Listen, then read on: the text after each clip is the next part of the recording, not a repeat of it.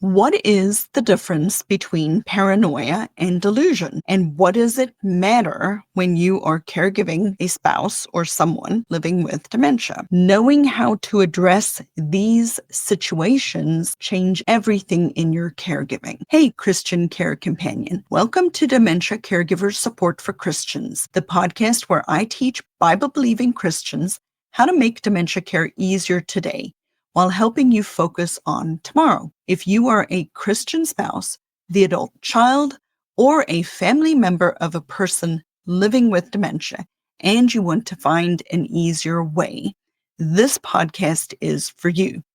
Here we are looking at kingdom-focused caregiving. We honor the Lord Jesus Christ in our caregiving journey, and we show you practical ways to make your caregiving easier. If you haven't yet signed up for one of the free monthly workshops, I do a monthly workshop every month that is entirely free for anybody to register for. And in 2025, every single month will be a different topic. This month, we are going to be talking how to quickly regain peace and calm in your caregiving. So I hope you sign up for the free workshop. It runs about an hour to an hour and a half. And I promise you, if you come, you will enjoy it and you will it's an extremely, extremely interactive workshop, and you get to ask questions and we get feedback and we have a dialogue. So I really hope that you sign up. If you haven't signed up for one of these workshops yet, please go ahead and register. There is a replay. You will be able to watch it afterwards. So if you aren't able to attend it at the time that it is, go ahead and still sign up. Like I said, for the whole year of 2025, we are going to have a different topic every month. And this one is how to quickly regain peace and calm in caregiving. So I hope to see you there. But in the meantime, I would love for you to listen to today's Dementia Caregivers Support in Action episode. So I'm going to do a little teaching first, and then we'll try some strategies. Okay. There are two things, paranoid and delusion, and they're not the same. Okay. Sometimes people who are delusional look like they're paranoid.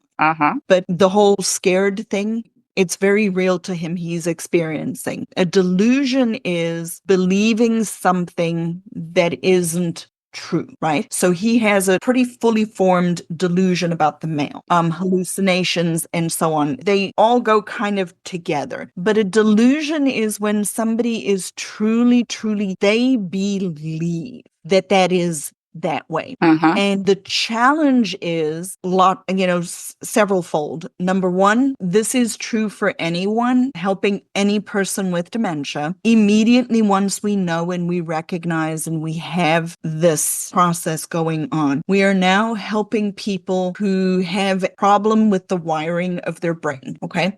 Not just, woo-woo or they're doing it on purpose or whatever. Think about all of the stuff that's keeping our computer going and the wiring and the internet and all of those wires, right? Right. That's like our brain. And so his wiring is not working. Okay. It's crossed, it's broken in pieces, it's bent, it's all sorts of jumbled that it didn't used to be that way. So from the moment that we know somebody has, and this is not easy, and I get that because you guys have been married a while, you have your established patterns of communication, relationship history, all of that, right? But the reality of the matter is immediately from that point on, even if a person's early on in the journey, trying to reason through things with them is not helpful to them, and it's not helpful to you. All it will create is frustration. So what I teach people to do is you have to consider addressing the emotion that you're seeing and validate. So, for example, you mentioned he's scared, right? So when he wakes up or he starts to talk about the male, validate what he's feeling and say, it I know it is. Don't say it's super, it's not, don't make it him, but say, Uh-huh. yes, this is frustrating. I get it. And then ask, how does that make you feel? Uh-huh. Try to get him to talk Okay. and see what's coming out of his mouth. And then, when we try to redirect somebody from, he's so focused on that, when we try to redirect them, if we try to redirect them in a U-turn, we're going to make things worse. Okay. Okay. Is that helpful, sweet lady? Yes, that will help. I kind of know what to do going forward. Okay. People who are really benefiting from the community are the people who joined earlier on before they need it and that have been active and are participating in the community, because then they already know what questions to ask and they have a place to come, and they're not constantly wondering, what do I need to do? How do I need to do it? So people listening are interested in tapping into or learning about the community. I'd invite you to just go to the website, thinkdifferentdementia.com. There's a link for you to schedule a 20-minute call. There's no pressure. I'll serve you regardless of whether you join the community or not. But it is a way for you to take this relationship a little deeper, a little bit more hands-on support, because really the research also shows it's longitudinal support over time. Absolutely. Yeah. For sure. I would highly recommend Lizette. She's awesome. Tracy, I appreciate that endorsement. You are welcome. Thank you, everybody, for listening today. And as I try to remember, I don't always remember. May the Lord bless you and keep you, and come back and listen some more. I'm hoping to do more of these coaching style episodes on a Friday. So come back and check us out. And thank you for being here today.